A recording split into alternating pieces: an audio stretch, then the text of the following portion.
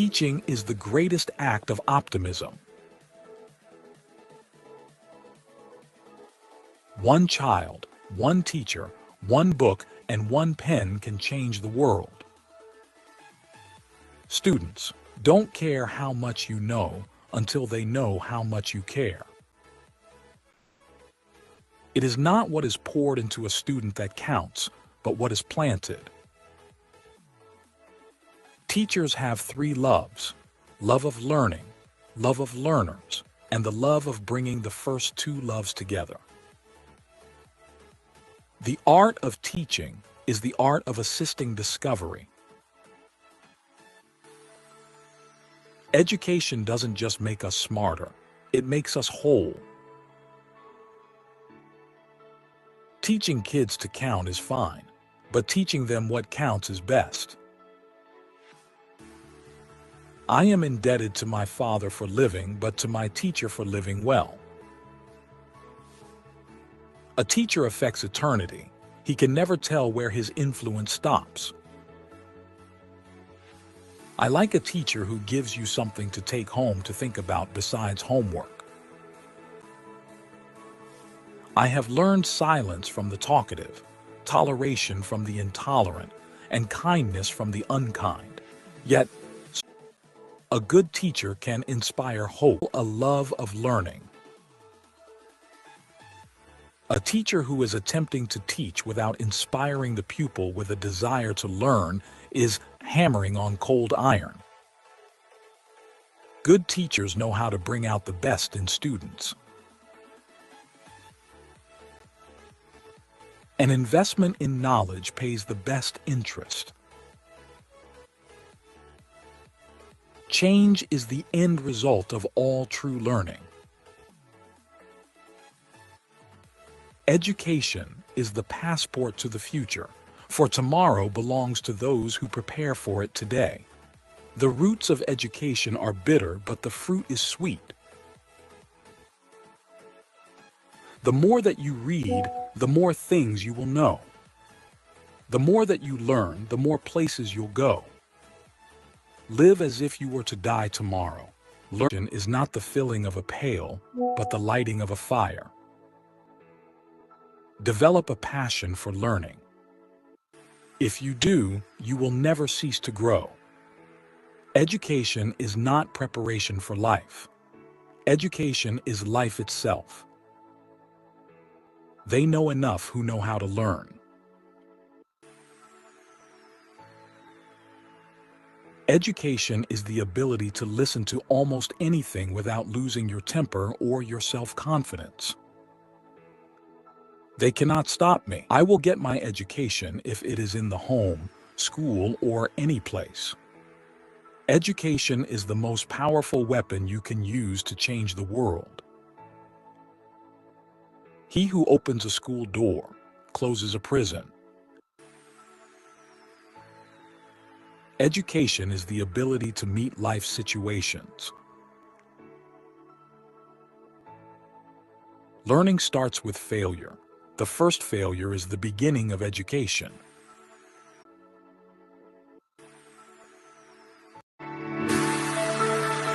If you have to put someone on a pedestal, put teachers. They are society's heroes. The duties of a teacher are neither few nor small, but they elevate the mind and give energy to the character. The best teachers are those who show you where to look, but don't tell you what to see. Better than 1,000 days of diligent study is one day with a great teacher. Your heart is slightly bigger than the average human heart, but that's because you're a teacher. Teachers can change lives with just the right mix of chalk and challenges. Teaching is the greatest act of optimism. One child, one teacher, one book, and one pen can change the world.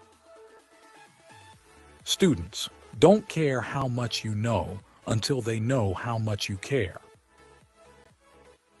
It is not what is poured into a student that counts, but what is planted.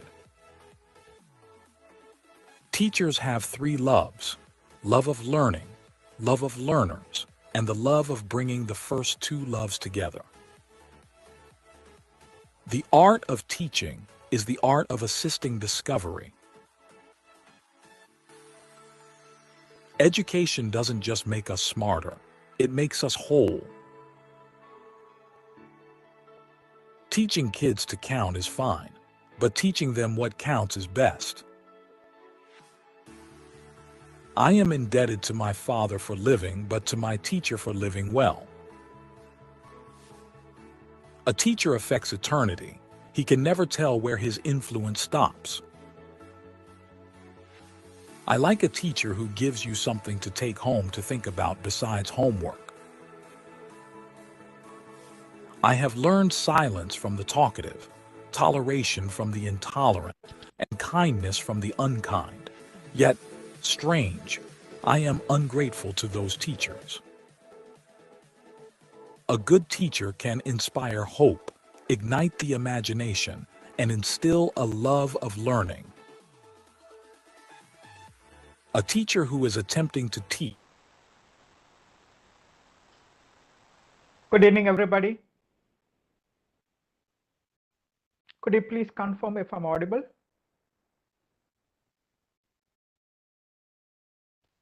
All right, thank you.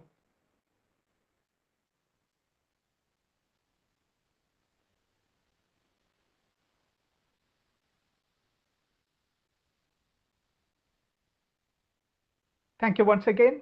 Good evening, all of you. We will start now. Thank you all for registering and attending this 7-day national level online faculty development program on outcome-based education, essential AI tools for teachers. This is organized by the Internal Quality Assurance Cell IQAC and the Department of Computer Science of St. Albert's College, Autonomous, Ernakulam, in association with the Kerala State Higher Education Council. We would like to welcome today's resource person, Dr. Mendes Jacob, who is the Director, PG Department of Computer Applications of Marian College. And we would like to also welcome all the FDP participants for today. Now, a few things about this FDP. This is a 7-day program with live sessions from 7 to 9 p.m. We started on the 2nd of November. This is actually the third day of our FDP. We expect you to attend all the days of this FDP. Now, fee for the LMS access and processing of certificate is ₹500. All the participants who are paid the processing fee will receive the LMS access, the video recording for all the days, and provision to download your FDP completion certificate. The procedure for receiving the certificate will be informed to you towards the end of the FDP. If any of you are yet to make the payment, you can make the payment of ₹500 to the account details I will put in the chat shortly. If you are unable to attend any of these live sessions, they will be available in the LMS.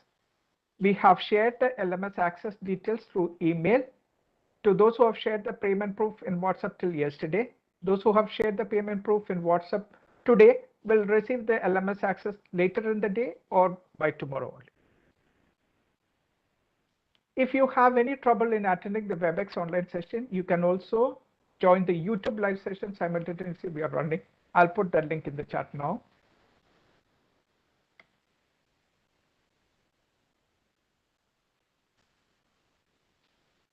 My name is Sujin Jacob George. I'm working as Global Relations Manager with IPSR Solutions Limited, and I will be the event moderator for this FTP.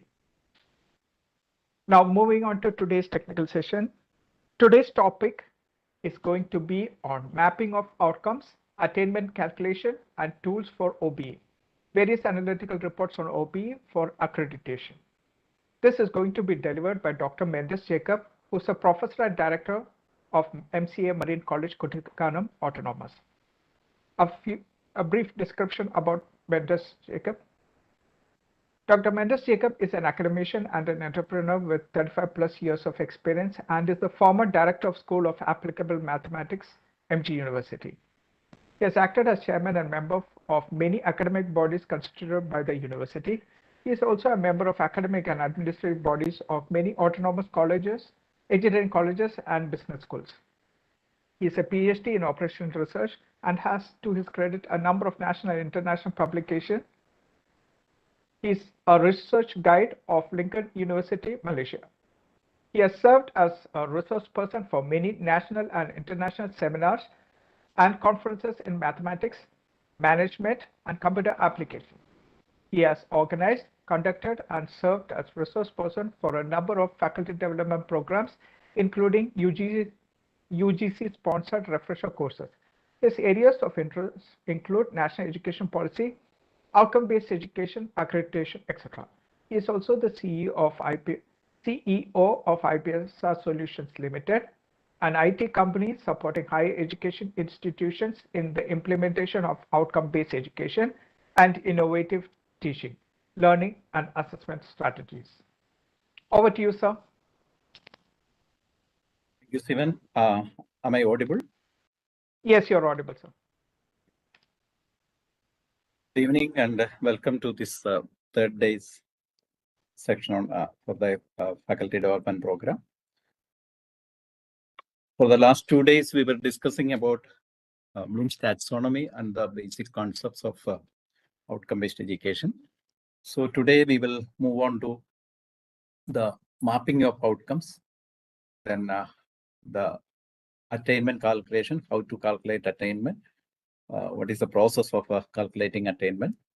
Then we will just look at some tools for which you can calculate the outcomes in an easy way. So we'll start with the mapping of outcomes. We will start where Dr. Sunil Chaudh has finished yesterday. We will continue from there.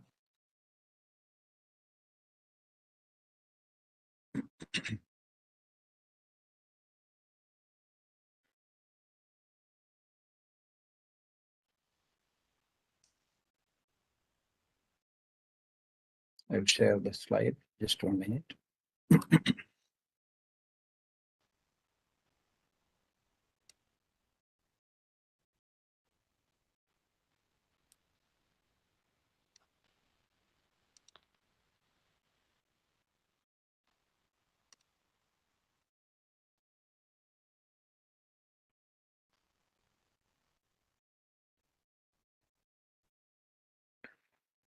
So my slide is visible? Yes, it's visible, sir. So we will discuss about the mapping of outcomes. The process of calculating the attainment level. We should start with mapping. We have 2 levels of mapping. One is the level 1 mapping and the other one is the level 2 mapping. Okay, so already we are aware of program education objectives, then PO, program outcomes, program specific outcomes, then course outcomes, etc. So here you can see from the PEO, program education objectives, we are defining or we are designing the program outcomes, which are all generic attributes, graduate attributes, whereas PSO, again, program specific outcomes. So we have 2 types of outcomes in the higher level, that is program outcome and program specific outcome. We will design this from the vision mission of the institution, then coming to the PEO. From there we will start with the PO and PSO. Okay. Then coming to the course outcomes. For attaining each of these graduate attributes or program specific outcomes, we will design the course in such a way that the outcomes will meet the requirement of the POs and PSOs. Okay. Suppose in this case, there are 2 COs which are mapped with the PO or which are related to PO1 or some particular PO. There are some other COs which can be related to PSOs. So this is the way we can have the level 1 mapping, like all those COs which will contribute to a particular PO can be mapped with the PO, that particular PO. And all those COs which contribute to a particular PSO, we can map with that particular PSO. So in that way, we can have the level 1 mapping. That we will show with an example how this can be mapped. Then for each CO attainment, for example, if you want to attain CO1, CO1 may represent a particular module or a particular unit of the syllabus or a particular topics in the syllabus. To achieve that CO, the outcome CO1, we may have different activities. We may have assignments, or how to measure how the CO1 is attained. For that purpose, we will have different assessments like assignment or a seminar, or we will conduct exams, likewise. So all these activities which are related to CO1 will be mapped with CO1. The same way, CO2 may represent a particular topic of the syllabus, and to attain that CO2, second CO, we may have different activities or assessments. And all those activities or assessments can be mapped with CO2. The same way, with all the COs, we can map the activities or assessments, or we can divide them into topic learning outcomes. So those topics which are related to a particular CO can be mapped with that particular CO.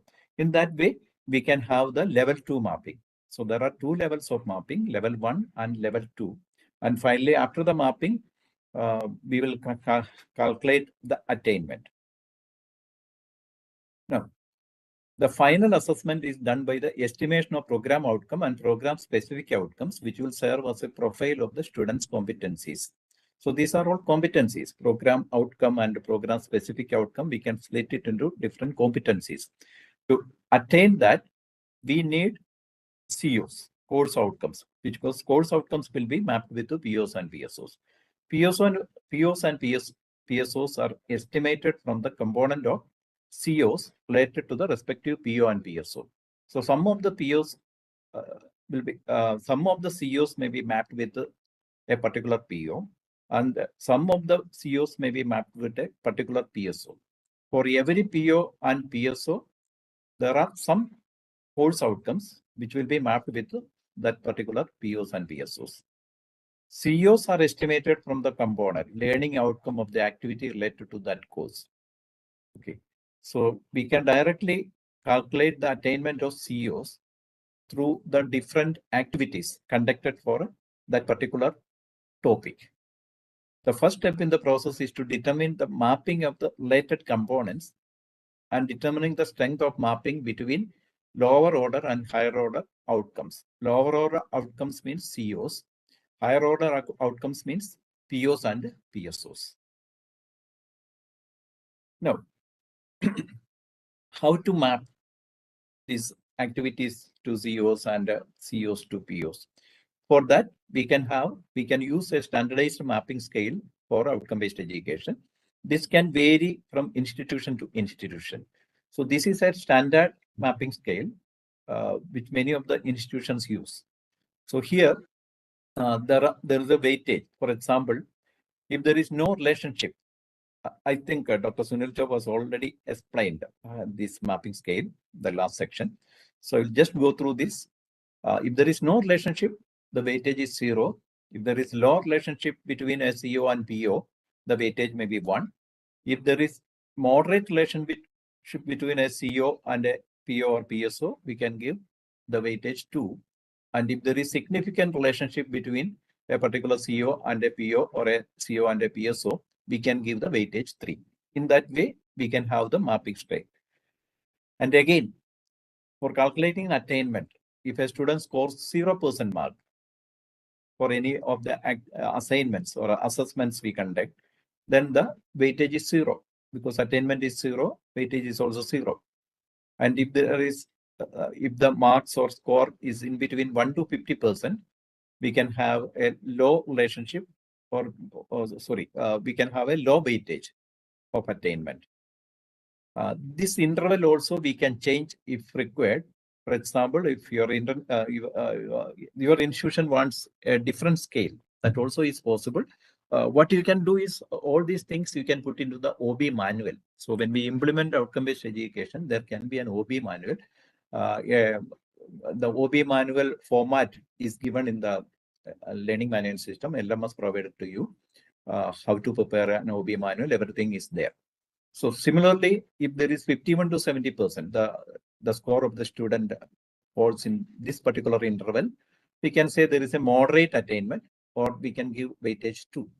And 71 to 100%, we can say significant attainment. So the weightage is 3. So this is a standardized mapping scale. Here it's a 4-point scale starting from 0, and the highest value is 3. Okay. So mapping and for attainment calculation, we can use this standardized mapping scale. Now coming to the mapping, how we will map. So we will start with the level 2 mapping. That means course outcome and activity or question. How each and every activity or a particular question can be mapped with a particular CO. And for course outcomes and for activity and question, you are using the Bloom's taxonomy. So when we are writing course outcome, you start with an action verb from the Bloom's taxonomy. The similar way, when you frame a question, or if you provide an assignment or seminar or whatever it is, we can also start with the Bloom's taxonomy verb. So the level of action verb is very important, and it is easy for you to map between activity or question to a course outcome. Then for the course outcome, we have a learning domain. There is a topic for learning, and the question or an activity, there is a learning statement. Now we will explain it with an example, how this mapping can be done. See, for example, I'm just giving you a course outcome. This is a course outcome based on the topic Bloom's taxonomy. So you had the first section on Bloom's taxonomy the first day itself. So I'm just writing a course outcome on that Bloom's taxonomy. On completion of this course, the participants will be able to apply the Bloom's taxonomy in framing questions. This is a course outcome. And see, what is the level of this course outcome? My course outcome is on completion of this particular course. That means a course on Bloom's taxonomy. The participants will be able to apply the Bloom's taxonomy in framing questions. So what is the level of this course outcome? K1, K2, K3. Okay, it's written 3. That means K3. It's an apply level course outcome, application level. So it is K3 level. Now, this is the course outcome. Now, I want to assess the participants. For assessing the participants, or I want to check whether the participants met this course outcome. Now, this is a question, assessment question. Explain the different levels of learning in cognitive level. Explain the different levels of learning in cognitive level. This is a question. This is an assessment question to check whether the participants have attained that outcome. So what is the level of this question? The level of this question, L2. Okay, or K2, because this is an understanding level question. So we have the course outcome, which is the apply level, K3 level, and the question is in the K2 level. Now we want to map this particular question to course outcome. Okay, that means we want to map a K2 level question with a K3 level outcome. Okay, so what will be the mapping strength? What will be the mapping strength? You can put it in the chat box. We have 0, 1, 2, 3. There are 4 levels. It's a 4-point scale. So what will be the mapping strength? So I'm getting some answers. 2, 1, moderate, low. Okay. Okay. Okay. See, the course outcome is of the apply level, and the question is 1 level below.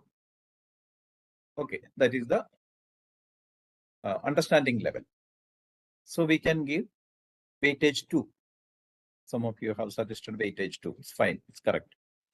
Now, another question. Using Bloom's taxonomy, prepare an application level question in your subject. What is the level of this question?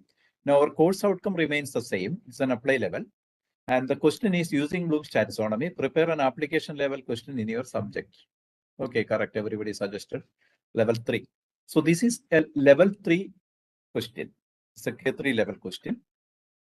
Now, what is the mapping strength now?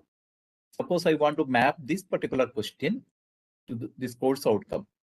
The course outcome is of K3 level, and the question is also of the K3 level. Yes, perfect matching, because both of the question and the course outcome both are the same level. So we can give mapping 3. Now, suppose another question like the course outcome is of level 5. That means evaluate level.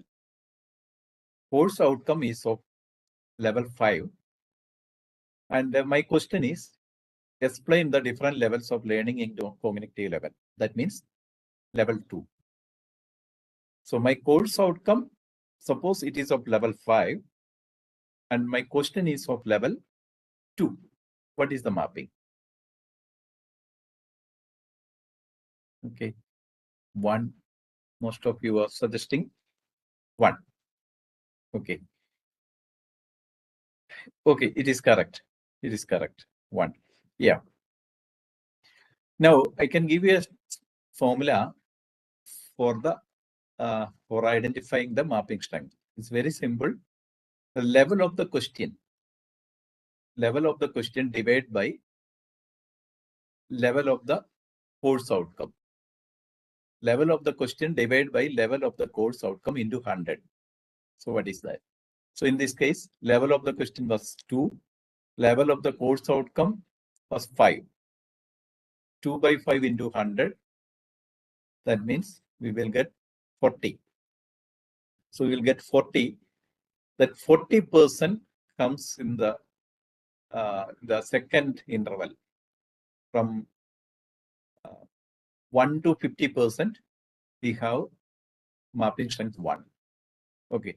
Similarly, you can identify the mapping strength. So the level of question divided by level of the course outcome, level of the CO into 100. So that formula you can use. Anyway, so this is the way we can map the activities or questions with COs. So this is level 2 mapping. So whenever we conduct an assignment or a seminar or whatever it is, you can map that particular activity or assessment with a respective CO. Okay, just look at the action verb. That way you can map it. Now, suppose you have a question paper like this. Suppose you have a question paper consists of 15 questions. It's only an example. And each of the questions you can map with one or more than one COs. So in this case, we have designed the COs based on the number of modules or number of units in the syllabus. So that means the first module or first unit will be having a CO, which is CO1, second module CO2, like that. So in that case, you can see we have a question explained. Assume that all these COs are of application level. So explain, that is understanding level question, map to the CO1 with a level 2, mapping strength 2. Second question is a remember level question. So map with the CO2 with a mapping strength of 1. And third one is also a remember level question mapped with the CO4 with a level with a mapping strength of 1. So in that way, the entire questions you can map with the different COs. Again, this is the level 2 mapping.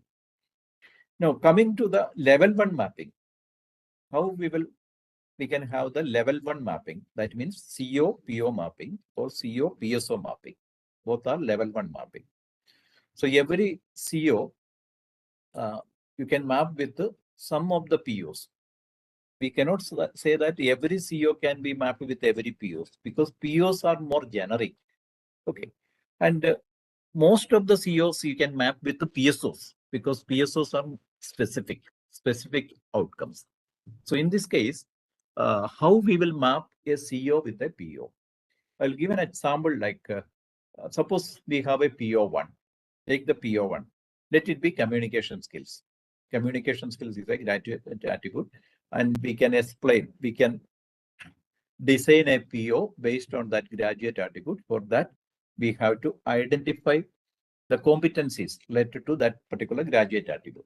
If it is a communication skill, if the graduate attribute is communication skill, then we can identify the competencies like the student should be able to read, write, comprehend, etc. So in that way, we can identify the competencies, ability to read or ability to write, ability to comprehend. All these are competencies. So we can divide that particular PO into different competencies. Identify the competencies of that PO. Okay. Then how we will map? Suppose a particular CO, course outcome, satisfies 40% or more of the competencies related to a particular PO, we can give full mapping. Okay. Suppose there are 10 competencies for a PO. Only an example. Suppose there are 10 competencies for a PO. A particular CO will, suppose if it addresses minimum 4 of the COs. Sorry, minimum 4 of the competencies. Suppose a particular program outcome having 10 competencies. If you consider a CO, if that CO addresses 40% or more of the competencies, then we can give full mapping or 3. And if that particular CO addresses 25 to 40% of the competencies, then we can give mapping strength 2. Between 5% and 25%, we can give mapping strength 1. And if it is less than 5%, we can give 0. That means there is no mapping. Okay, I will give an example. Again, I will tell you. Communication skills. You consider communication skills. You identify the competencies of the communication skills.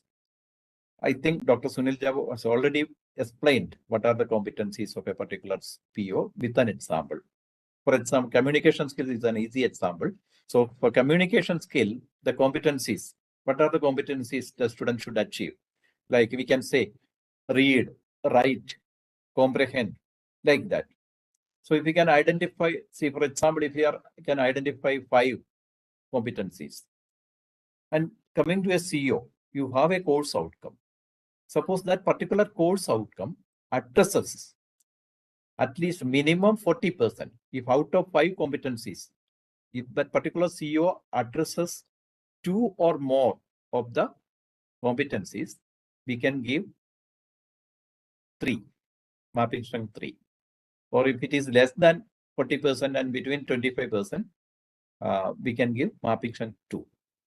So for CO-PO mapping, for each of the POs, you have to identify the competencies and how that particular CO will be addressing those competencies. That is the way we can map CO-PO. Okay. And again, I will tell you, this is not a tedious task. Maybe for 1 or 2 activities, you may find it difficult. It's just like the valuation process. See, for the valuation of the answer papers, you may need half an hour or 1 hour for answering, for checking 10 answer sheets. Okay. And maybe in another 1 hour, you will be finishing the valuation of the remaining 50 answer sheets, just like that. So in the beginning, you may find it difficult, but with some experience, you can do it fast. Okay. I will give you some examples later. Now, level 1 CO-PO mapping, we will get a mapping like this. See, some of the POs. This is again an example of the POs of our college, Marine College, Kuttikanam. We have 9 POs listed like this, starting with domain knowledge, and the last one is self-directed and lifelong learning. Now, for a particular course, suppose we have 5 course outcomes. 5 course outcomes. And each of these course outcomes, again, you can check with each of the POs. Course outcome number 1. PO number 1 is domain knowledge. Check course outcome number 1. How many of the competencies of PO1 is addressed by CO1? Okay. So if it is between 25% and 40%, we can give weightage 2. This is an example where we have given a percentage 2. Now PO2, again, communicative competence. As I mentioned earlier, we can divide that communicative competence into different competencies, just like read, write, comprehend, etc. These are listen. All these are competencies of communicative competence. Then how CO1 addresses that PO2? What is the relationship between course outcome number 1 and that particular PO? So in that way, you can give the mapping strength. So we'll get a table like this. For each course, we may have 5 or 6 course outcomes. And each of these course outcomes, you can map with the respective POs. We cannot map every CO with every PO because POs are more generic. Okay, so you'll get a table like this. I will explain it later with a tool so that you can understand it in an easy way. Now, coming to the CO PSO mapping, this is again level 1 mapping. All the COs we have to map with the respective PSOs. For a particular program, we have program specific outcomes. So this is an example where we have a program specific outcomes. There are 4 program specific outcomes. The same way we have mapped the CO with the PO. Here also we have to identify the competencies of PSOs, and you can map each and every CO with the respective PSOs. So how many of the competencies are addressed by the COs that you have to check. So this is about mapping, and we will move to the attainment calculation now. So mapping is the first step, and now we will move to attainment calculation.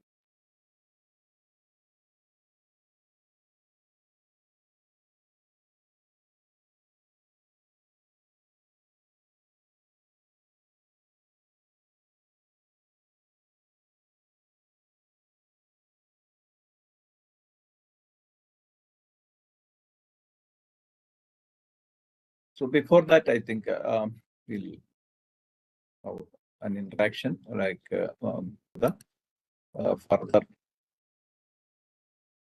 discussions. Just 1 minute.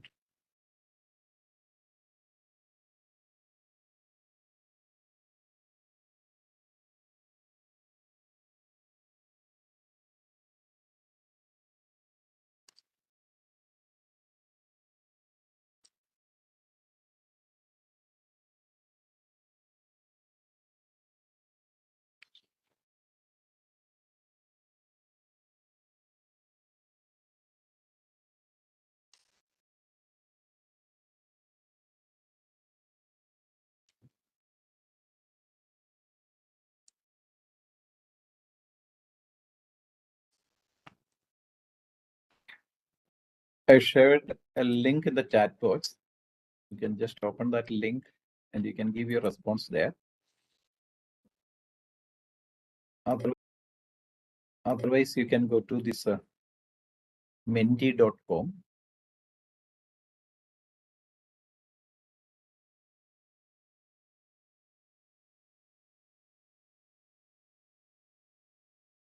You can go to menti.com and you can use the code there. The code is written 6606923. So there are 2 ways. One option is you can go to that link provided in the chat box. Open that link and you can give your response there. Or you can go to menti.com. You can use that website, menti.com, and you can use a code. The code is given at the top. Okay. So what is the question? Which activities or assessments is more suitable for outcome-based education? So you have gone through the basic concept like outcome-based education means there's a shift from teaching to learning, so that more learning should happen when we implement outcome-based education. Okay, so for the entire process, which activities are more useful to implement OBE, not only for implementing OBE, for calculating the attainment. Okay, so properly implementing OBE, which activities or which assessments are good. So I've shared a link in the chat box. You can go to that chat box, that link, and give your response, or you can go to menti.com. Those who have joined through YouTube live, you can use this menti.com, go to menti.com, and you can use that code 6606923.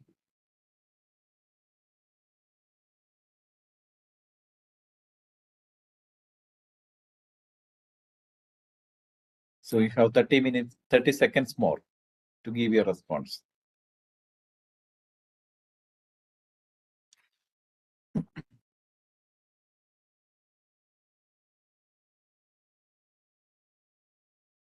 So remember, in outcome-based education, there is a paradigm shift from teaching to learning.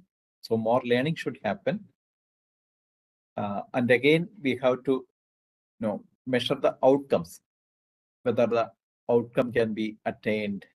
So through which activities or through which type of assessments you can do it.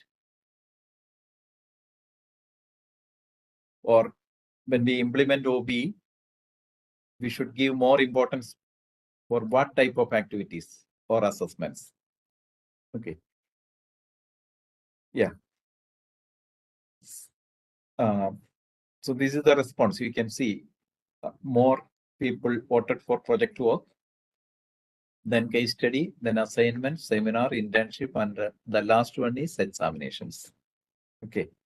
Anyway, this is correct because more learning happens through project work. When the students do project work or through case studies, or if you give an assignment, if they do it in a proper way, that is good. More learning will happen. Or through seminars, internships, again, they may be doing some live task through internship, real-time environment. Then the last one is examinations. And nowadays we are giving more importance for exams. Okay. And the students are also afraid of exams. So anyway, we have to change that activities. Anyway, we will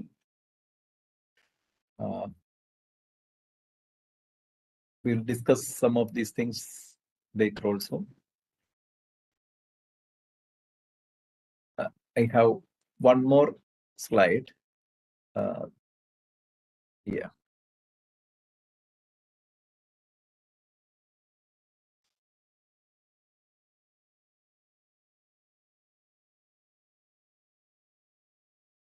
Same link you can use, which is given in the chat box. So again, this is another question. What are the strong pillars of a teacher? So we will use this information, this data also for the further discussions. You can use that link provided in the chat box. You can give your responses, or you can go to menti.com and you can use the code written on the top of the screen. Otherwise, you can scan this QR code and give your response. So we are getting some responses like understand, motivation, knowledge, creativity, teaching, learning process, the strong pillars of a teacher.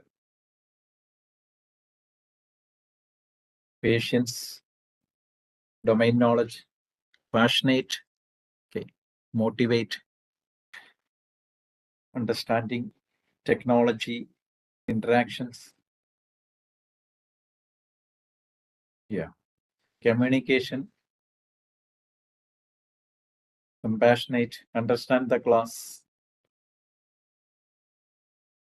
Yes.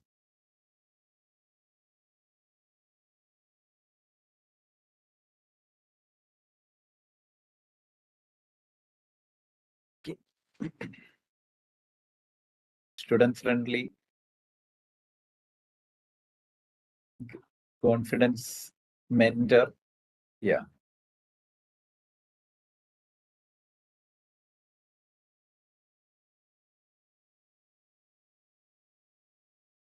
Knowledge of the course, compassionate listening skills, updating knowledge.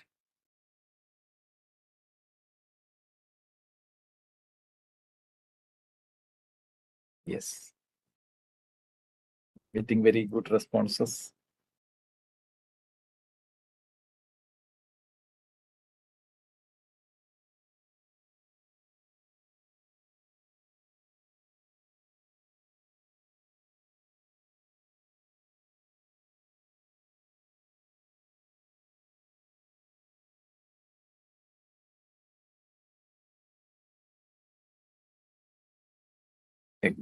Okay, the voting is finished. Most of you have responded for that. Thank you. So we will use this information also for the further discussions. Now, can we divide all these attributes broadly into three areas: attitude, skill, and knowledge, or we call it ask.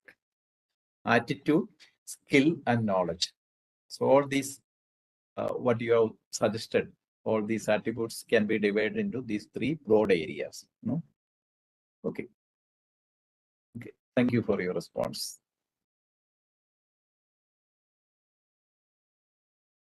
Now we will start with the evaluation process.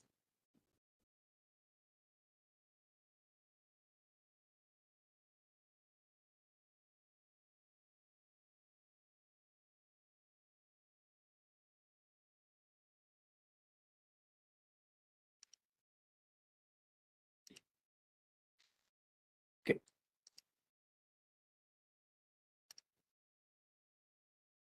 Now, how in OBE? Okay. So we will just discuss some attainment calculation OBE. We will understand the process first. Maybe it will be tough for some of you because in an online class it's very difficult to explain everything. But I will give you with some examples, some tools, so that you can understand it in a better way. So all these definitions already covered, so I'm skipping some of the slides. Now, what is the difference between the traditional system and the outcome-based education, the new system? So already we have discussed probably in the first sessions. The traditional system, it is teacher-centric, more on teacher focus, whereas the OBE, it is student-centric. That is a paradigm shift. Okay. So in the traditional system, more importance is giving for teaching and content, whereas in OBE, more importance on learning and the processes.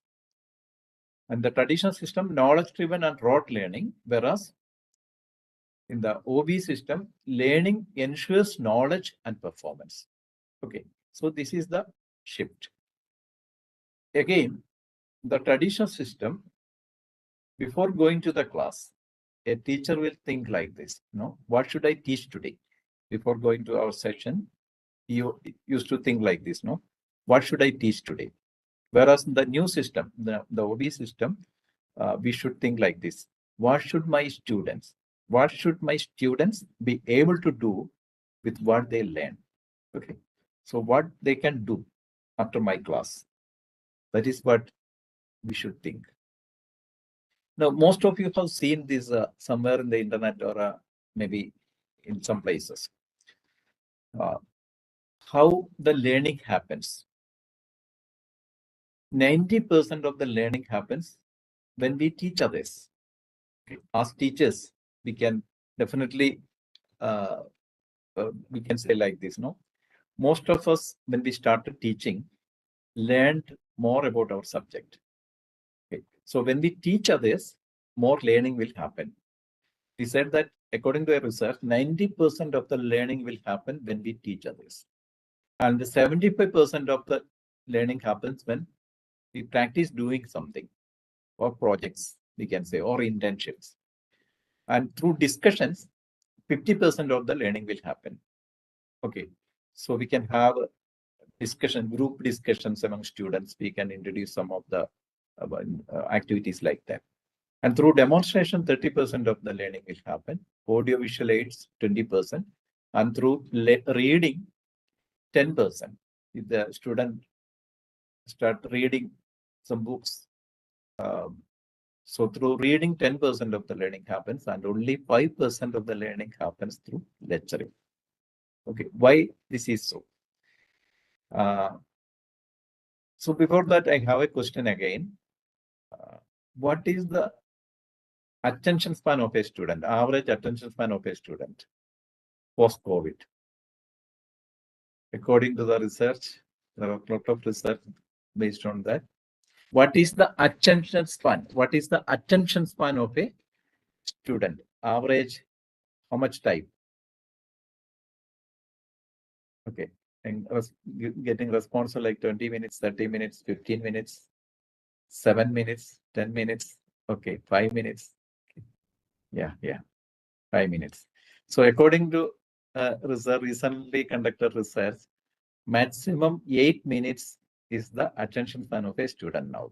Okay, so it is high time that we should shift our activities from lecturing to some other activities, like we can give more projects or internships, or we can have some discussions in the class. Then the students will learn more.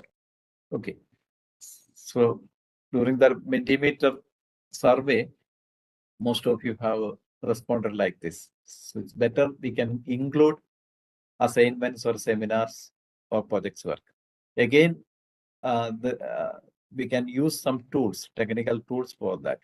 Then the another survey we conducted through Mentimeter was the strong pillars of a teacher. Okay, so the 3 pillars of a professional are also same. We can have knowledge, attitude, skill, or one more we can add now, habit. So these are the 12 attributes, graduate attributes suggested by NBA for UG engineering program. We can broadly classify these 12 attributes into these 3 areas like knowledge, attitude, and skill. One more is that habit, that is lifelong learning. Okay, so a student to become a professional, these are the 3 pillars they require: attitude, skill, and knowledge. So all the graduate attributes, you can divide it into these broad areas. So UGC has suggested 15 graduate attributes that Dr. Sunil Job might have already discussed.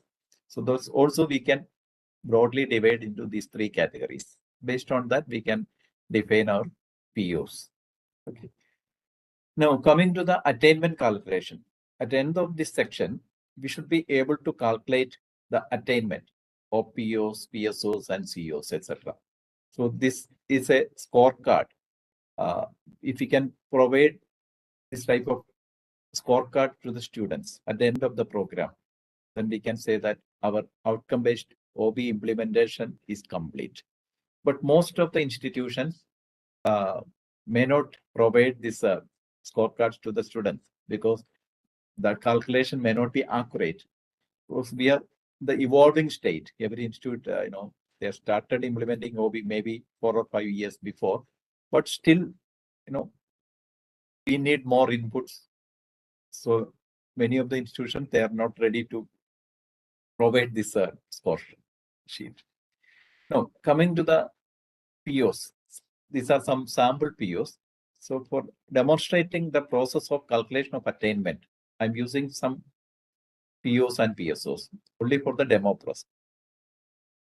Now, these are actually, I already mentioned, these are the POs of Marian College Kuttikanam, starting from domain knowledge, first one, and the last one is self-directed and lifelong learning. These are the 9 POs we have designed for our institution. And this is an example of a program-specific outcome. I will answer to the question once we complete this the process of calculating attainment. Program-specific outcome, this is an example of a BCA program. I have taken it from the internet. Okay, may not be all the may not be written in the proper way. Don't worry about it. Only for a demo purpose, I have chosen one PSO 5 PSOs of a BCA program. And again, these are the course outcomes of a particular course called Introduction to Computers. It's a basic course maybe for the BCA program. So we have 5 CEOs for this particular course. Starting from the first one, identify the parts of the computer system. That is CO1. Identify the parts of the computer system. Secondly, the second CO, third CO, explain the process of problem solving using computers, like that. Okay. Now we can have different activities. The first semester, for example, there are 2 activities mentioned here: outreach and industrial visit. These are some activities we can conduct. Then for outcome-based evaluation, there will be a predefined mapping scale. Already we have discussed about a mapping scale. We can use the same mapping scale here also. Direct and indirect assessment methods may be used in preset proportions. So for calculating the attainment, we need direct and indirect methods. Okay. Direct methods means the assessments or activities conducted by the faculty, okay, or by the institution. These are all direct assessments. Indirect assessment means the assessments conducted by a third party or self-assessment of the student. Okay, so these are the indirect assessments. Then components of assessment, maybe we can have different components, like we can have semester end examinations, we can have regular internal assessments, innovative continuous assessments or activities, events for personality assessments. If you are using a model, we can have a MCQs, can give some aptitude questions there. So any activity or any event or any assessment that can contribute to the attainment calculation. If the number of activities is more, it's good. Questions in semester end examination get mapped to different CEOs. So you may have a semester end examination, and all the questions you can map with the CEOs. For autonomous institutions and the universities, you can do it. Maybe for affiliated colleges, the semester end examinations you can avoid, or there can be different methods. That also, if somebody is required, we will explain it later. Other components may wholly or at rubric level get mapped to different outcomes. Other components means you may be conducting assignments or a seminar or many other activities. To evaluate those assessments, you will design some rubrics or criteria for evaluation. And this rubric level, at the rubric level, they can be mapped with the different CEOs. CEOs are in turn mapped to POs and PSOs. That is level 1 mapping. Already we have discussed each and every CEO you can map with the different POs. General activities may also be mapped to POs and PSOs. CEO attainments can be tabulated at the end of each semester based on student scores. So we will calculate the course outcome, the attainment of the course outcome at the end of the semester, because at the end of the semester, a particular course will be over. By that time, we will calculate the attainment of CEOs. And at the end of the program, we will calculate the attainment of POs and PSOs. That means if it is a 3-year program, at the end of the 3rd year, we will calculate the attainment of POs or PSOs. Similarly, if it is a PG program, it's a 2-year program, we will calculate the attainment, PO or PSO attainment at the end of the program. The same mapping scale we'll use here also. Same mapping scale, already we have discussed this one. Now, the CO-PO mapping, we can do like this. The POs are listed there. So already we have discussed how these COs can be mapped with the different POs. This is level 1 mapping. For a particular course, if there are 5 course outcomes, you can map all these course outcomes with the different POs. Now, we will get a sample program matrix for OBE like this. See, if it is a 3-year program, for example, take the case of a BCom program. It's a 3-year program. And for a BCom program, every semester, suppose you have 5 courses each, an average 5 courses in a semester. So in 6 semesters, there will be 6 into 5, 30 courses. for a BCom program. Just assume that like that. So there are 30 courses in 6 semesters. Suppose each course has got 5 course outcomes each. Course number 1 or subject number 1, 5 course outcomes. So if there are 30 subjects or 30 courses for the entire program, then 30 into 5, 150 course outcomes will be there. There will be 150 course outcomes. Okay. So if there are 150 course outcomes, these course outcomes you have to map with the different POs and PSOs. Don't worry about it. If you are doing it, maybe semester wise, you may have only 5 courses and each faculty may be taking or handling 1 or 2 courses. So it will take only half an hour to map the course outcome to the POs and PSOs. Don't worry about the mapping activity. Or in the first year itself, in the first semester itself, you can map the entire COs with POs and PSOs.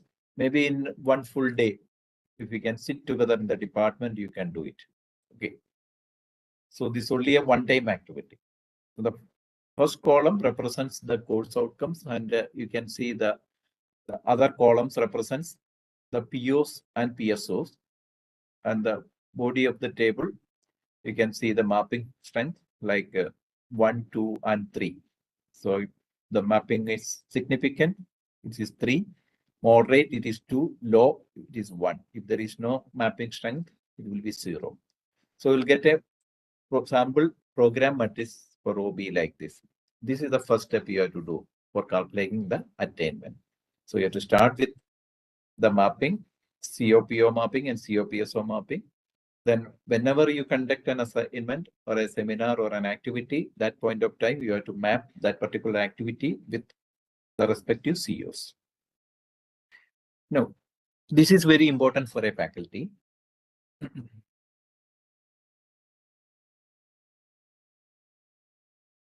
Okay. How to fit COs, I think already discussed, maybe Dr. Sunil Job was discussed it. No? The easy way is if you can have different COs for different modules or different units. If your syllabus is divided into different modules, you can have COs for each modules. That is good if you can do like that. Otherwise, also there is no problem if you have 5 module syllabus. From the entire syllabus, you can have CO1, CO2, CO3. So vertical designing can be done or horizontally. It's not a problem. No, we have to prepare a CO-linked assessment plan, if possible, at the beginning of the semester. This is an example where 60% mark or weightage is for the final exam and 40% for the continuous assessments. And you can see the continuous assessment activities like the seminar, assignment, video presentation, etc. This is only an example. You can do it in your own way. In your institution, you may have different activities, so you can do it like that. Now, suppose I'm conducting a seminar. Suppose we are conducting a seminar and 4 marks allotted to seminar. And that's part of the continuous assessment. So suppose I'm giving seminar based on the topic covered in the course outcome number 1. Okay. That means I can map that seminar with the CO1. Based on the topic covered in course outcome number 1, I'm giving a seminar. Or I can give a seminar based on some other course outcome also. Okay, that is the discretion of the faculty. Then assignment based on the topic covered in CO2. Likewise. Then you can see exam 1, CO1 and CO2. Exam 2, all the questions will be, if it is module-wise design, then all the questions will be from module 3. So all the questions will be mapped with the CO3, but the weightage may be different. And you can see final exam. For final exam, usually we have questions from the entire syllabus. So that final exam, all the questions can be mapped with any of the COs, if there are 5 COs. So this is the way we can have a CO-linked assessment plan. We have to plan it. Okay. Then we can conduct the activities like this. Yeah, activity outcome means we can have activities like outreach, or you can have a industry visit. These are all activities. Or even if you conduct an event, that also can contribute to the attainment calculation. Okay. What I can suggest is you should have an OB mindset, so that whatever activity you conduct in the department or in the institution, that should contribute to the attainment calculation. There should be some outcomes. Even if you have a seminar by an external expert, you should identify the outcomes there, or based on the outcomes only, you should conduct activities like that. So when we implement OB, the best practice is you should have an OB mindset, and what all activities you can conduct, all these should be related to some outcome. AO means activity outcome. That means outreach or industrial visits, and here attendance, that also I have marked it as an activity. Or you can we another name for that. It won't be a problem. Okay. Now, how to calculate the attainment? Again, I will tell you, manually it is very difficult to calculate the attainment. I will just explain with a tool. But to understand the process, if you are going for an accreditation process, like if there is a peer team meeting or peer team visit, then definitely the experts will ask you, what is the process of calculating the attainment level in your institution? So for your understanding, I will explain it. Maybe it is a little bit difficult because it includes a lot of calculation and mathematics. So, but I will try to explain it in a simple way. Now, coming to the seminar. Suppose I'm giving seminar based on the topic covered in the course outcome number 1, and the student. Now I'm calculating the attainment for a particular student called X. Only for one student, I'm calculating the attainment. Suppose the particular student got 40% mark. He got 40% mark for seminar. Then 40% comes in the second level, second interval, 1 to 50%. That is our mapping scale already we have explained. So the attainment is 1. Okay, for this particular student, for seminar, his mark is 40%, so attainment is 1. Assignment mapped to CO2, score is 85%. That is the, so we can say significant attainment is there, because 85 falls in the interval 71 to 100. So attainment is 3. Similar way for CO3 and all other COs you can see. I'm not calculating the attainment of final exam here. I will explain it in a different way. For all the continuous assessment activities, now the attainment you can see the last column. Okay, the third column you can see the score of the particular student. Okay, so if you're using a tool, just input the mark. The tool will calculate the attainment and all. Now, how to calculate the attainment? This score is based on the learner's performance. Correct. The score, this is for a particular student X. For a seminar, he got 40% score. So that's why the attainment is 1. For assignment, he got 85% mark, like that. Now, you can see CO1 appears in 2 places in the continuous assessment. So for seminar 1 and exam 1, you can see CO1 there. For final exam, CO1 is there, but we are not calculating it for the time being. So for seminar and exam 1, it is mapped with CO1. Then the attainment for seminar is 1, whereas for exam 1 it is 2. So 1 and 2. So how to calculate? 1 plus 2 divided by 2, taking the average. Yes, there is a question in the chat box. This attainment I am calculating for one student to show you the process. But we have to calculate it for every student, for the entire batch. Then we have to calculate the percentage of the batch, average of the batch, everything. I will show you all these things.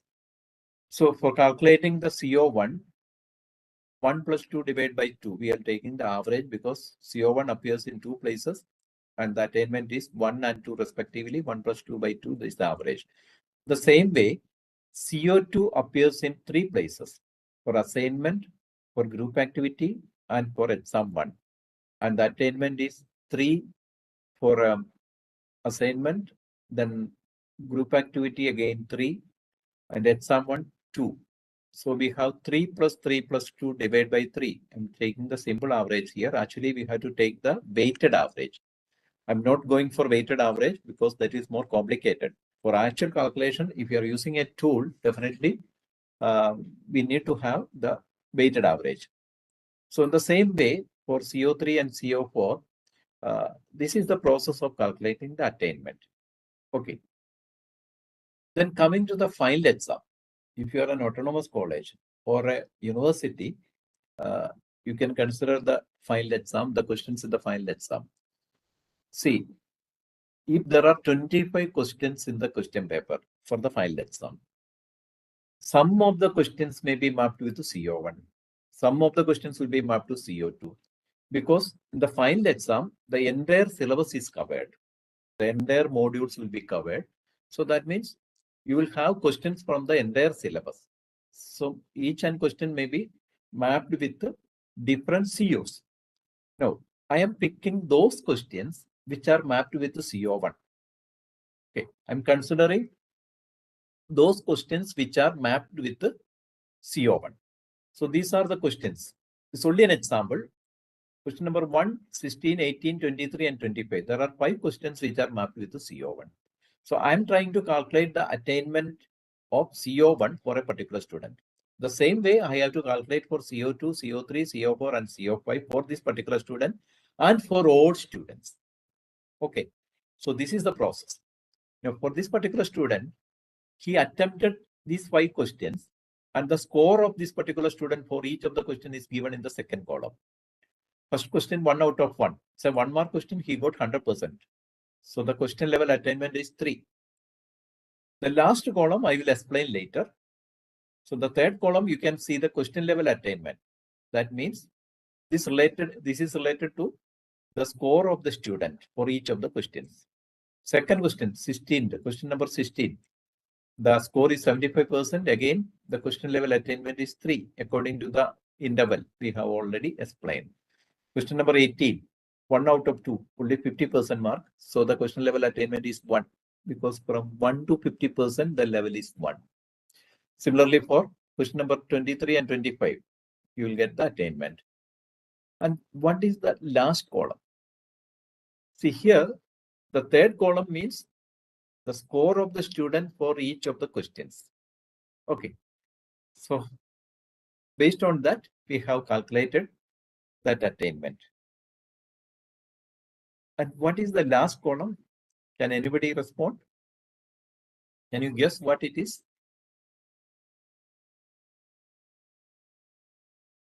Some mapping strength given in the last column. What is it? Anybody? Mapping to PO, PSO. Mark? No. It's not mark.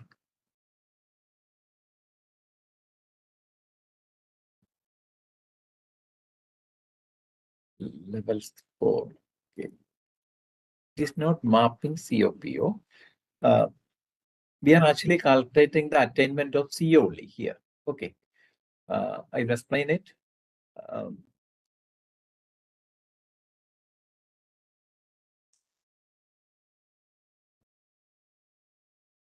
Weightage given under the basis of question level attainment. Yeah, correct.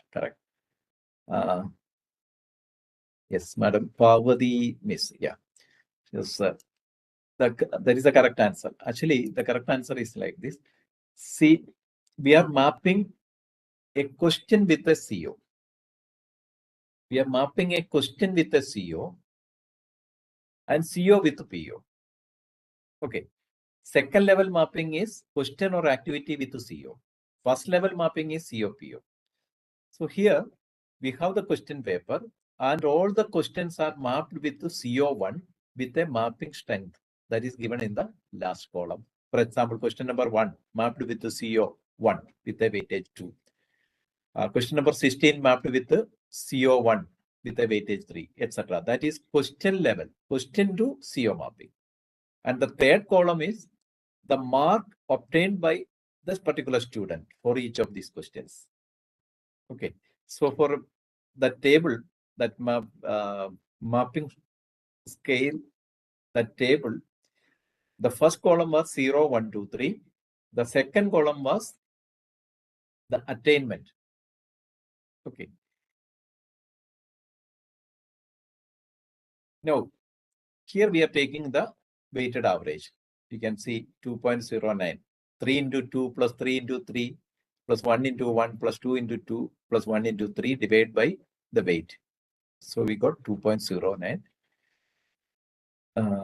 Okay, weightage. I will explain once more. Okay.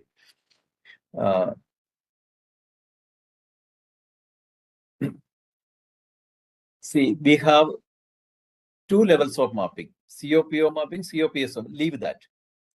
Here we are going to calculate the attainment of course outcome. Okay. Now, to calculate the attainment of course outcome, you need to have activities or assessments. You can have assignments, you can have seminar or whatever activities, or again, we can have exams. So this is an exam, semester exam. We have 25 questions in this exam, this question paper. And each of these questions are mapped to different CEOs with a weightage. Okay. Already we have discussed that mapping. How? The level of action verb of the question, level of the action verb of the course outcome. Okay, you have to observe both, and then you can have the mapping. Now here, question number 1 is mapped with the CO1 with the weightage 2. It's already mapped. Question number 16 mapped with the CO1 with the weightage 3. Okay, it's already mapped the question paper. When we generate the question paper, it's already mapped. And the weightage we decide based on the action verbs of the question and the CO. That also we have already discussed. So that is the weightage, the last column. Now, coming to this particular student, what is the score of this particular student for each of the questions? If the score is 71 and above, we can give 3. Okay. If the score is between 50 and 70, 51 to 70, we give weightage 2, attainment 2. That is the third column. So this is the score of the student, whereas the last column is the mapping strength between the question and the particular CEO. Okay. So I hope you understood. Now, how to calculate the attainment now? So we have calculated the attainment for continuous assessment, then for final exam. See, we can give 80% weightage for continuous assessment for calculating the attainment. Okay. For example, in this institution, only 40% weightage for continuous assessment and 60% weightage for final exam. Okay, that is about the marks. Now, for calculating the attainment in outcome-based education, you can choose your own proportion, your own ratio. So here, in this case, we are giving 80% importance for continuous assessment. Again, we have conducted a survey on the Mentimeter, which are the activities which will contribute more to OBE implementation process, project work or seminar or continuous assessments. Okay, so that is why we are giving more importance for continuous assessment for calculating the attainment. So here 80% importance for continuous assessment and 20% for final exam. And here also you can take your own policy, like you can give 90% weightage for continuous assessment. That is also possible. And even if you are an affiliated college, you can give 100% weightage for continuous assessment. That means you are not at all considering the final exam. Okay. Even if you do like that, it is reasonable. Okay. So here 80% weightage for continuous assessment and 20% weightage for final exam. You can see the calculation now. It's again weighted average. And then the direct assessment and indirect assessment. Suppose you are conducting a survey among the students for their self-assessment. You are asking, you are giving us a questionnaire and ask the students to respond. What is their assessment? What is their attainment according to their own assessment? Suppose they are giving answers like this particular student, CO1, 2, CO2, 2, CO3, 3, like that. And our calculation, already we have calculated the attainment through direct assessment. So here also you can decide the weightage, how much weightage you can give for the survey. Here it is 20% and 80% given. Even you can give 10% for the self-assessment by the student. That's also possible. So here we can take the weighted average. Then for the entire batch, you can calculate like this. For a particular student, we have calculated the same way we can calculate for the entire batch. Then you can calculate the average C attainment of the class. You can take the average. Each column you can add and divide by 60. You will get the average. And if you want to convert it into percentage attainment, average C attainment value divided by 3, because we are calculating out the values out of 3 into 100. You will get the percentage. Then percentage students attaining more than 60% or percentage students attaining more than 80%, all these things is required for the accreditation purpose. You can calculate like this. Then the same way you can calculate POs and PSOs. That also, once if you calculate COs, for example, you have calculated CO1, suppose it is 2.12. You have calculated CO2, suppose it is 1.52. Calculated CO3, suppose it is 2.58, like that. And already the mapping is done. CO1 is mapped with this PO1 with a weightage 2. It's already done. No? So it's already done. So once if you calculate the CO attainments, you can calculate PO like this, PO attainment like this. The first column, you multiply with that weightage into the CO attainment, add, and finally take the weighted average. So in the last row, you will get the PO1 attainment. For each student, we have to calculate like this. So manually, it is not possible to calculate. I will show you some tools. Again, PO attainment levels could be based on attainment levels of direct assessment and indirect assessment. So again, we can conduct a survey. Suppose we are conducting a survey and the student respond like this. So student says that yes, significant attainment in the PO1. So we have to accept it. And we can give the weightage. Here it is 20% weightage given for indirect assessment. You can have 10% weightage. That also is possible. So that way you can calculate PO1. You'll get a table like this for the entire batch. For each student, we can have the PO1, PO2 calculations. The first row for the first student. Similarly, we can calculate PS also. Okay, you can have the average of the batch, everything. So number of students, these are the percentages. Average attainment level of the institution level we can have. Then we can conduct alumni survey. Survey from the students who have passed out of the institution at least during the last 5 years in terms of POs and PSOs.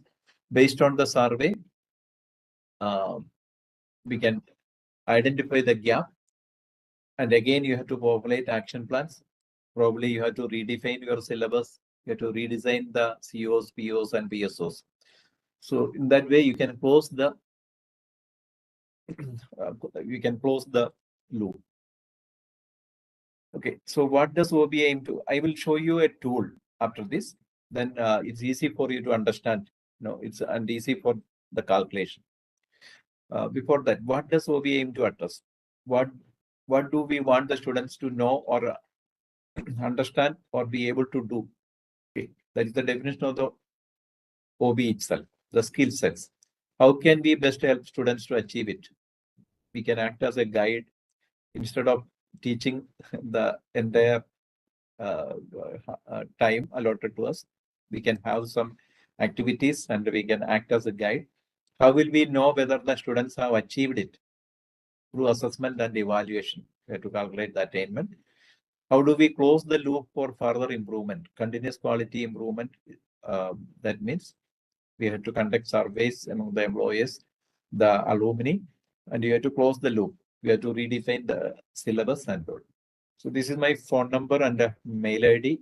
If you want to contact for in future, you can contact me for clearing any doubts or something like that. Okay. Okay, we will finish with this one, and I will explain it with some tools so that you can understand it in a better way.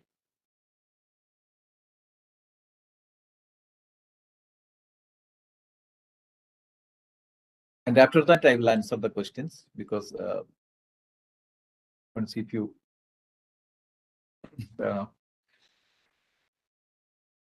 do it with a tool, which is easy for you to understand.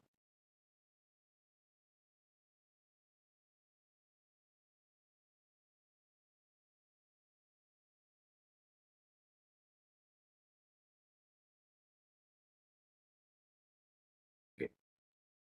This is an example of a tool where you have to upload the course outcomes first. It's very simple.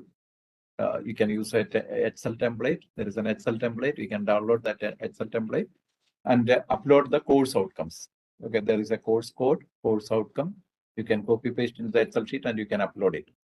And you have to fix a target for each course outcome. So initially you can start with the 50% or 60%. You can fix a target. This is the first step you have to do. Then you can have the mapping. Again, there is an Excel sheet. You can download the Excel sheet and you can do the mapping. Each and every course outcomes, COs, you can map with the different POs like this. Then CO, PSO mapping, everything you can do.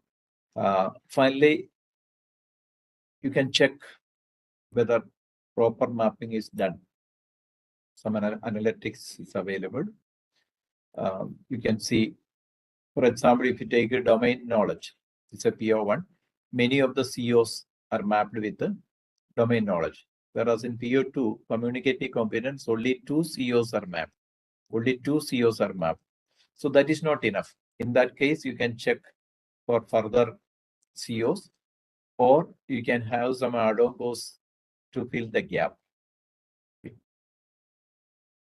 So you have to ensure that every PO is properly addressed by different COs. And institution-wise, what you can do is you can fix some threshold. Like you can say that out of 150 COs, if you have 150 COs for a program, for a UG program, then you can say at least this much percentage of the COs should be mapped with the POs. In that way, you can do it. Then once uploading the COs, the targets, the mapping process, all this will take maybe maximum 1 hour. At the time of conducting exams or other activities, you can upload the questions for the activities like this. See, for example, these are internal exams. Suppose we are conducting an internal exam, each and every question will be mapped, should be mapped with the Bloom's taxonomy levels and to different COs. So these are COs 1, 2, 3 mentioned there. Once if you upload the COs, it will be displayed there. And each of these questions will be mapped with the different COs, 1 or more COs. And each of the questions will be mapped with the Bloom's taxonomy levels. Again, if your question bank, if you have an automated question bank, it's already mapped in the question bank, you will get, you can fetch that data to this particular tool. Okay. Otherwise, you can enter the questions and you can map it here itself. Then, suppose you are conducting another activity called an assignment. Okay. Suppose you are having an assignment, that is again another activity or assessment. You can have the rubrics or criteria for evaluation. Rubrics or criteria for evaluation. And each of these criteria you can map with the respective Bloom's taxonomy levels and also with the COs. So each of the rubrics you can map Otherwise, if you have no rubrics, the assignment itself, that particular task itself, you can map with the Bloom's taxonomy level and the COs. Okay, so when we conduct an activity or assignment or assessment, whatever it is, that particular point of time, you can just give, you can upload the data here. Okay. That's all. Now, for calculating attainment, the only thing you have to do is you upload the mark. Again, in an Excel sheet, you can copy paste the marks of the student, the score, whatever the students get batch wise, you will get the attainment like this. Okay. So already it is mapped. The marks are uploaded. So you'll get an attainment calculation like this. So manually, this is not possible. If with the use of a tool only, you can do it. You can see the course outcome attainment of each student. The first one, the CO1 attainment of each student, first column, you can see. Average of the batch, it is same, no? Average of the batch, the second column. Third column is the CO2. Course outcome number 2. Attainment calculation is given.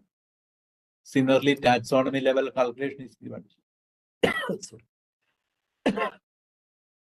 Out of 3, how the students are performing in each taxonomy level. PO calculation. So, out of 3, what is the PO? Program outcome calculation. This is for 1 semester. Similarly, PSO, everything you can calculate. You will get the report like this. Then you will get some other reports. Sorry. Like, sorry.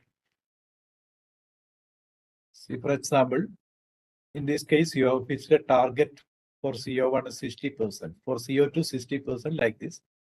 So the first row shows the target already you have uploaded it. Average attainment of the students, the batch, the class that is given in the second row. The third row is the standard deviation. And the fourth one is the percentage of attainment. This is what we require for the accreditation purpose. We can say like 90% of the students in the batch have achieved the 60% target. So we have is the target of 60%. You can say that 90% of the students have achieved that target. That is a good achievement. Second, CO2 also 90% have achieved that target. So if you are using a tool, all these calculations are available there. You no need of manually calculating it. CO3, you can see only 70.50% of the students have achieved 60% target. That means there's some problem with this particular course outcome. So in that case, you can add one more activity or another assessment or something like that. Then what you can do is you can conduct one more activity and you can bring all the students to the desired level. That is very important. When we implement OBE, we should bring every student to a certain level. Okay, because only we have the target is 60%. It's not 100%. So at least you have the student has to reach there. For that purpose, we can include many other activities, and these activities, extra activities, may not reflect in the mark list. It may not reflect in the mark list, but these are OB only activities for achieving the target of attainment. We can add, or for accreditation, it is useful. You can mention about assurance of learning. We can say that you have implemented assurance of learning in your institution, so that whoever joins in the institution, for every student, we are giving an assurance that you will reach this particular point of attainment level. Okay, something like that. Then coming to some other reports that also is interesting. Maybe if you go to the HOD login, see, for example, I will give you a few of the reports. We can have the progression reports, progression or trend analysis of the batch or the student. This is an example where you can see the performance of a particular student by name of Abhijit Pradeep. The yellow line represents the student performance, semester-wise, how the student is progressing. The blue line represents the batch performance, how the batch is performing.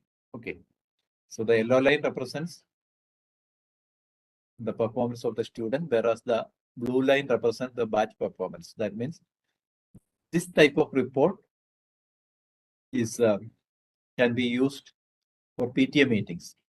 You can convince the parents with the help of data. You can say that your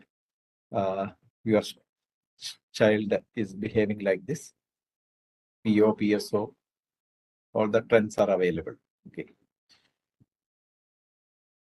Then you can have semester-wise report for a particular student. For example,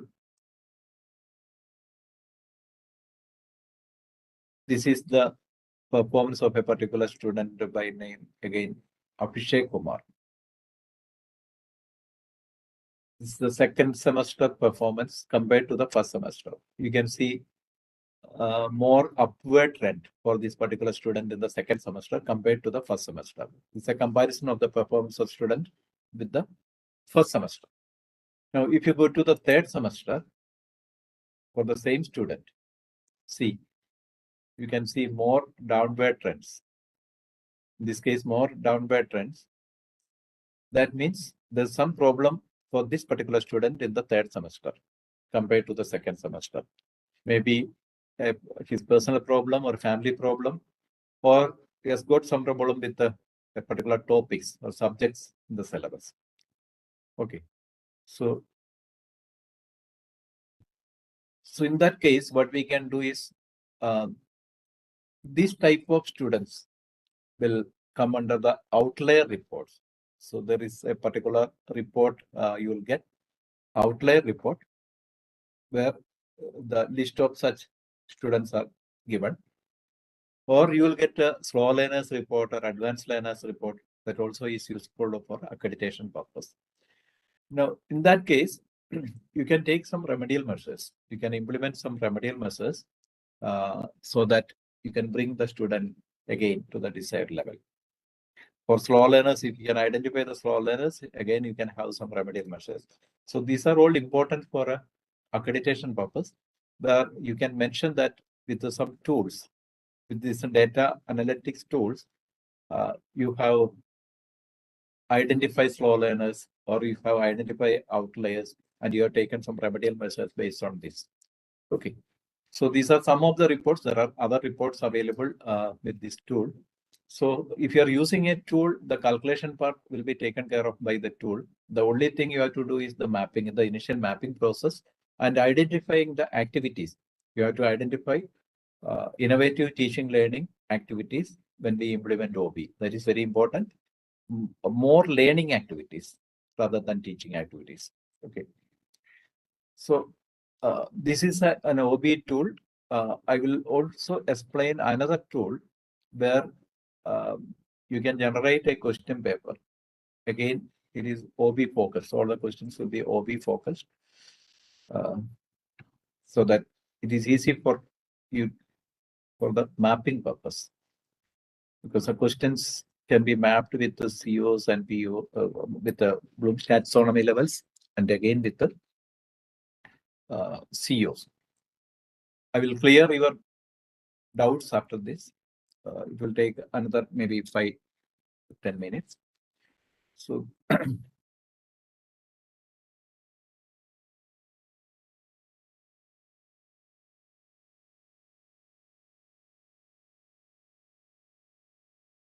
okay, this is the dashboard of a controller of examination.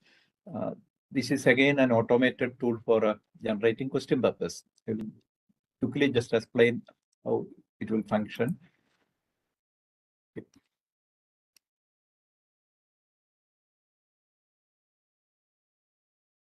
This is the login of a control of examination, COE. We can generate a question paper in 5 seconds. Suppose this is the question bank I'm using. It's already the question bank is there. So you can have a blueprint like this. So you can mention in the blueprint each of the questions from which part, section A or section B, or from which topic, or you can mention about the taxonomy levels, importance levels, or difficulty levels, everything. Okay. So once if you mention all these things, the question bank is already there. Software will generate the question paper. The question paper will be generated in maybe in 5 seconds. So you can see one question paper is generated. It will take only 5 seconds. And you can generate more than one question paper is required. And you can check the structure of the question paper without seeing the questions.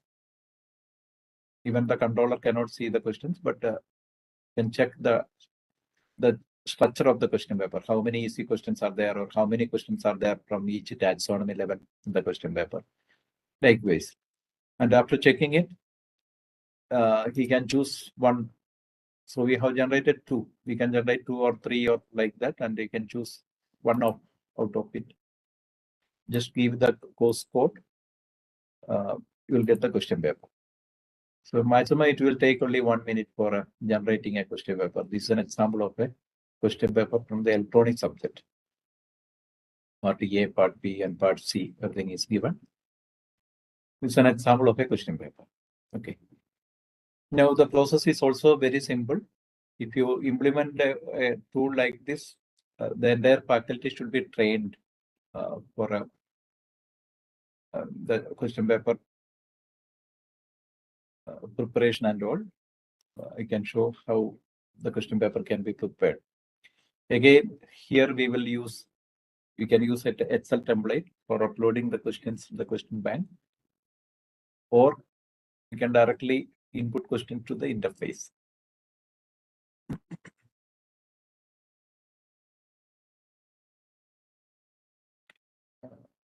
I hope the screen is not visible. Stop and share. Okay.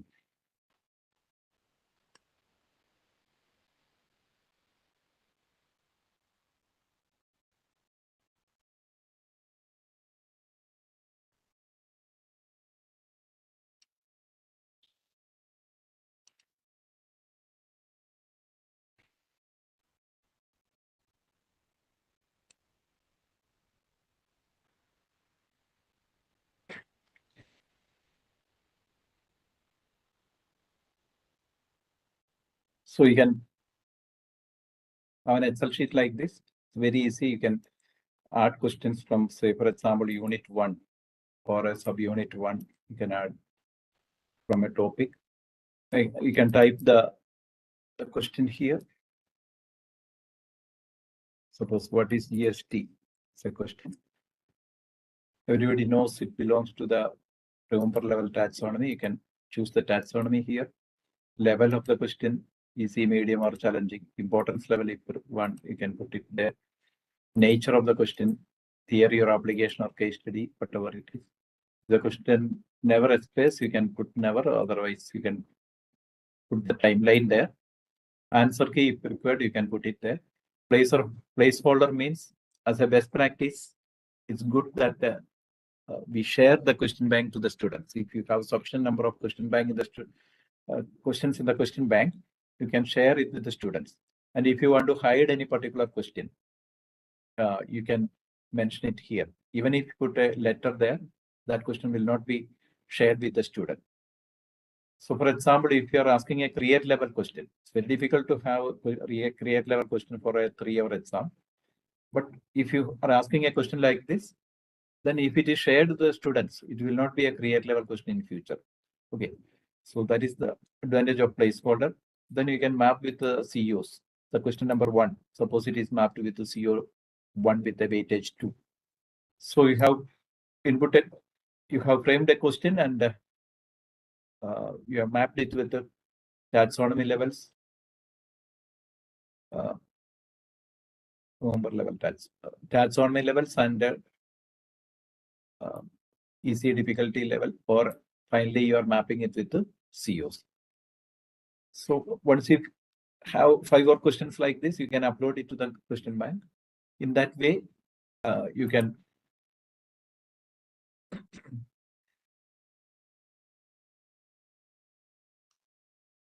upload the questions. And once if you upload the question, once you finish uploading the questions, you have the question bank. And after that, the question bank can be provided for a vetting purpose. So after vetting, you will get a report like this. You'll get a report like this. How many excellent questions are there? How many good questions, or how many questions are not accepted? How many questions should be rejected? Everything. So that vetting process we can do. And also there are some other reports. A lot of reports are available. In between, you can check whether all the topics are covered. So if there are some missing units, that will go. You will get a report like this, so that you can add questions from that particular area. That is also again possible. Okay. So again, if you're, and the workload will also be reduced. And again, I will show you in between, if you want to monitor the question bank, that also is possible. How to monitor it.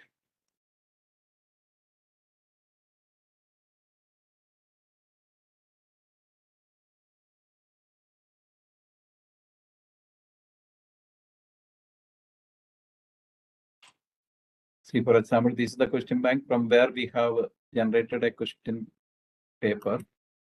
You can check the health of the question bank. So in between, the faculty can also check the health of the question bank. Health of the question bank means how many questions are there from each section. It's already there in the question bank without seeing the questions. How many questions from each taxonomy levels. For example, there are less questions in the evaluate level, so that you can add more questions to that category. So while progressing with the question bank preparation, it may take 1 or 2 months. Every day you can upload the questions and you can check from which category the questions are already there, so that if there are less questions in a particular category, you can add questions in that category. Okay. So this is about a particular tool like this. I will, on the last day, I will explain another tool which is AI integrated, so that without question bank, you can generate question papers. So that also is possible. Now, questions, we will clear that. And one more thing regarding the activities for today, we have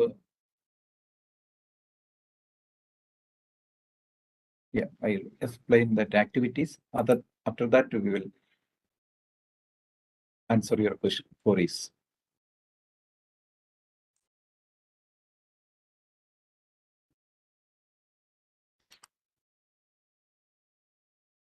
We have 2 tasks for today.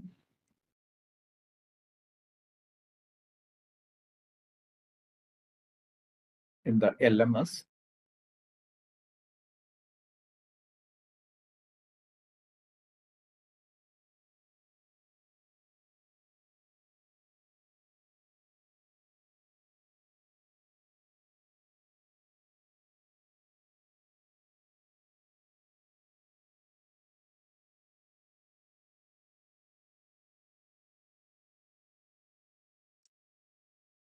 This is a task outcome and finding the mapping strength. Okay. So pick up a topic from the course for which you have written your course outcome. Write assessment questions from the topic that addresses the course outcome at the level provided in the table. Also find out the mapping strength of the assessment questions to the selected course outcome. For example, suppose you have a course outcome, the remembering level. Or you can create your own course outcome if you have the remembering level. Then you can pick an assessment question from that same topic, and you can give the mapping strength there. Similarly, you can choose a course outcome from the understanding level, and choose an assessment question from your question paper or somewhere, and you can give the mapping strength. It's very simple. The mapping strength is also given. So only for a practice purpose, you can do it. And another one is somewhat interesting. This is again a template. It's again a template. Here, suppose you have 5 or 6 course outcomes. Okay. Suppose you have 5 or 6 course outcomes. If you want, you can write the course outcomes there. Otherwise, it's okay because the CO1, CO2 is mentioned there. Then the questions you can have.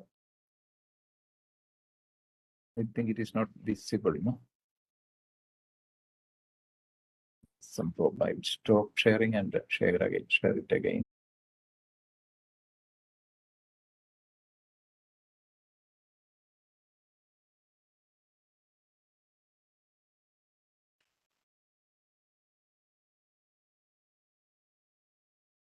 Okay.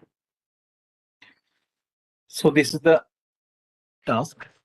This is the second task where we have the course outcomes listed there. You can write the course outcomes if you want. Otherwise, no need of writing it. It's already CO1, CO2 mentioned there. Then from your question paper, you can take 5 or 10 questions.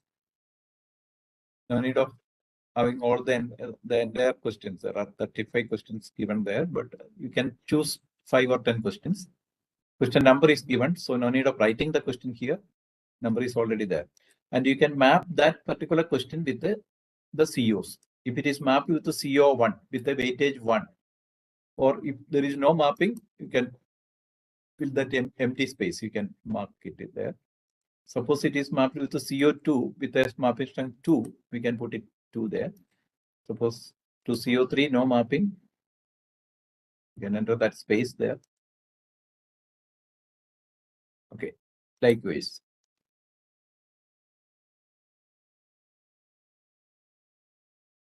I'm not mapping it with them. So question number 1 mapped with the CO2 with a weightage 2. And you can give the maximum mark here for the particular question. Suppose it's a 1 mark question, you can put 1 there. Similarly, for question number 2, you can map it with the COs. For 2 mark, look at the action verbs, the level of the action verb of the question and level of the action verb of the CO. Okay. So you can do it for maybe for 10 questions. Then no need of adding anything here. Automatically, you will get a graph there. And the second sheet, this is the first sheet. The second sheet, you can have the mark entry. For example, suppose we are considering 10 students, roll number 1 to roll number 10. Okay. Then question number, suppose you have entered 10 questions, and for those 10 questions, you can give the mark of each student there. Okay. You can give the mark for each student for each of the questions. Then here, you can put the target for each. Suppose I'm giving 50% target for CO1. Likewise, you can give the target for each CO. Number of students, if you are considering 10 students, put 10 there. Okay. So this is what you have to fill. Only 2 sheets. The third sheet, you will get the attainment and some other information. It's only a prototype. You cannot use it for calculating the attainment in your institution. Only for your understanding how it is being calculated, you can use this template. Okay. So that's all for today. We will answer some questions. I think there are some questions. I will check. Yes, sir, there are questions in the chat. Yeah, just check. How can we calculate the attainment of lifelong learning? Okay, for lifelong learning, again, you can map COs with lifelong learning is a PO, you know. So there are some COs which can be mapped with lifelong learning. For example, I can give you an idea. Like suppose we are asked to the students to go for some MOOC courses, online courses. So self-learning is possible there. So in that case, that particular course you can map with the lifelong learning, because if the student has the capability for self-learning, we can assume that he has the capability for lifelong learning. Even in that case, you can do it. How to fix 5 COs in each course, unit-wise. Okay, already I have explained it. No? There is new term. Yeah, okay, that is activity outcomes. So what should be the basis to correlate CO to PO? CO to PO already I have explained. You identify the competencies of PO and how much of the competencies are addressed by the CO. Activity outcomes, score based on learner's performance. Student.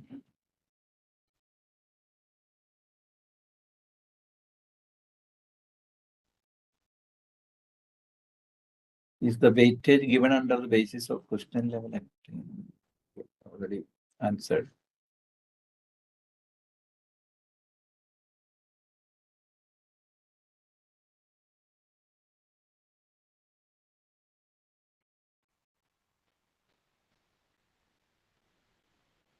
Some of question level attainment was 3 and weighting.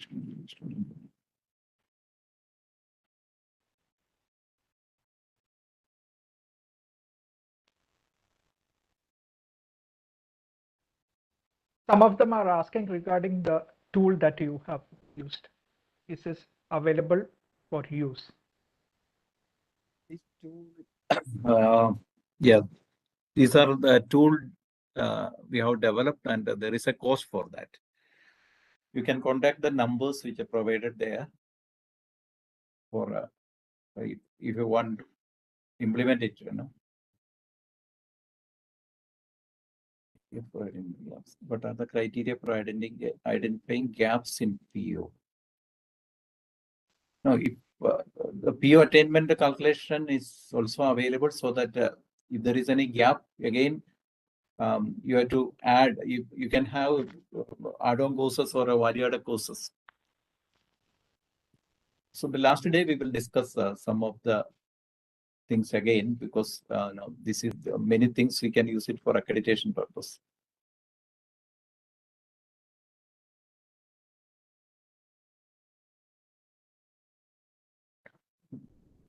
My institute is having 11 POs. How to use this template? No problem. If you have 11 POs, you can have. There are some institutions with the 12 POs. It's okay. We have the tool. One is DEQ OBE. The other one is QN Smart I. Okay, these are the tool name of the tools. This is not open. Yeah, this is actually open source, but yeah, the technology is open source, but it has got a cost.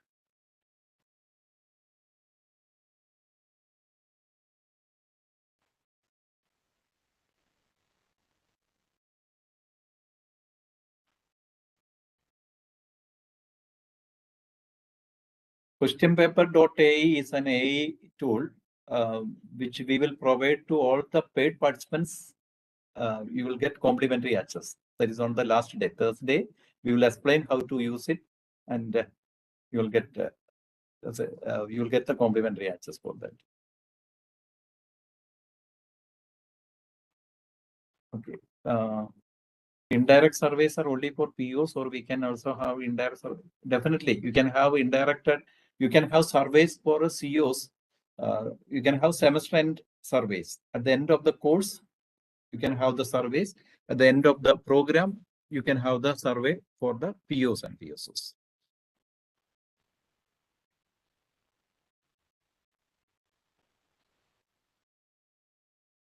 Regarding the tool, again, there are some questions. You can contact the same numbers which is provided in the chat box.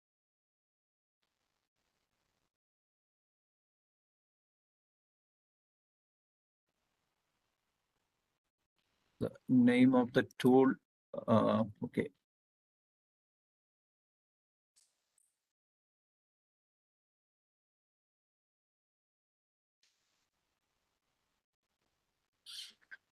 These are the two tools. Okay.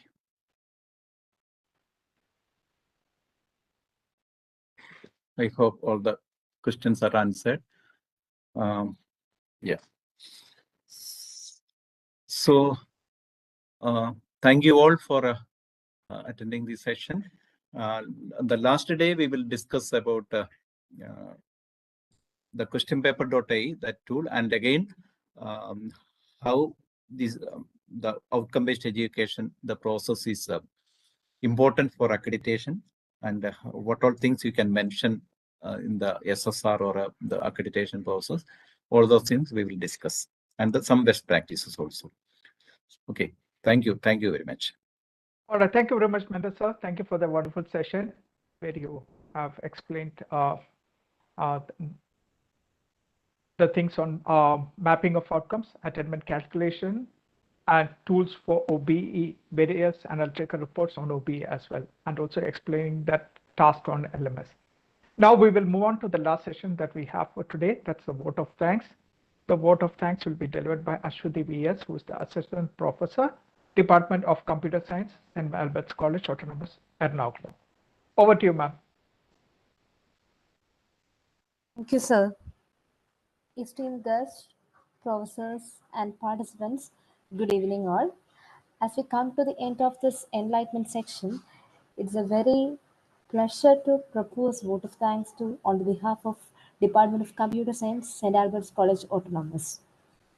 It has been an honor and a privilege to be the part of this event, and we are very grateful for the opportunity to host it by association with the Kerala State Higher Education Council.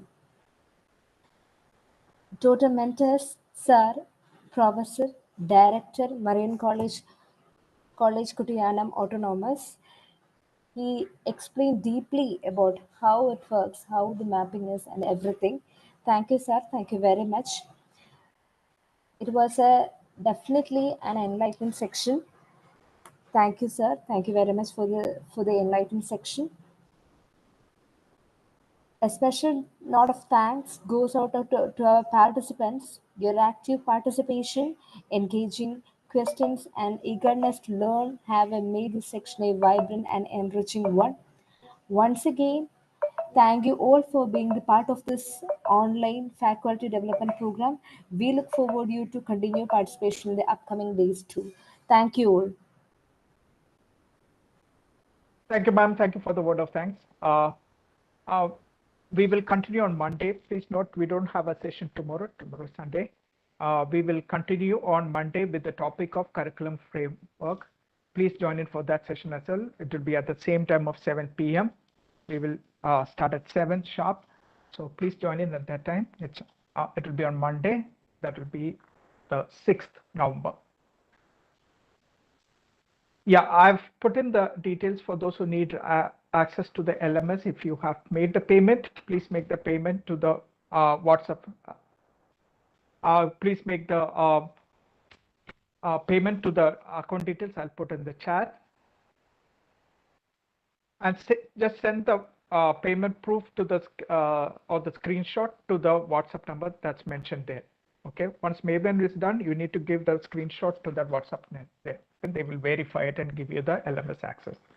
If you already made the payment and you don't have the LMS access, please make sure you contact these numbers for that LMS access. All right, everybody, I think we'll end for today. I hope you had a wonderful session. We will again see you on Monday, same time, 7 p.m.